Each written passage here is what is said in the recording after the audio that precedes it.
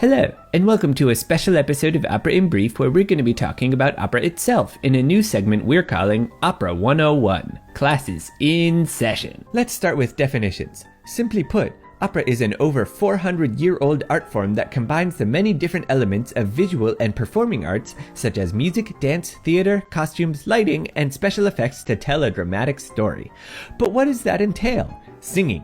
Lots of singing. Oh god, so much singing. You'll hear it in German, French, Italian, Czech, Russian, you name it. But don't worry, there are translations called supertitles above the stage so you can always understand what's going on. There are also 4 main kinds of singers you'll hear. First are the sopranos, and seriously, we've got to put them first. It's just a matter of self-preservation. This is the highest voice for women, and they usually either play the damsel in distress or a powerhouse woman in charge with no in-between. Next is the mezzo-soprano, also just called mezzo, the mid to low female voice. They often play older women, young boys, or mean women. Then we have the tenors, the high male voice, who are often the heroes and love interests of the story.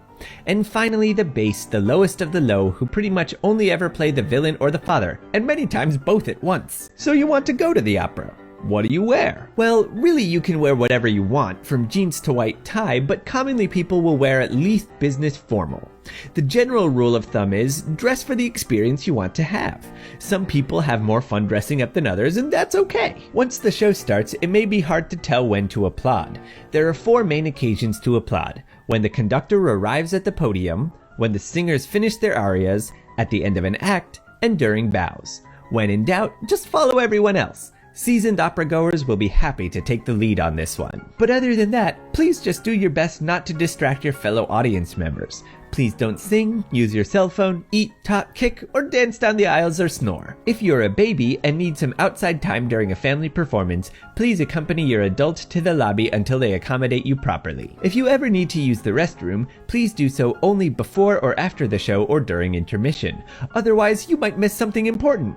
Especially because the ushers won't let you back in. So now that you've got the basics of opera going, here's a bonus tip.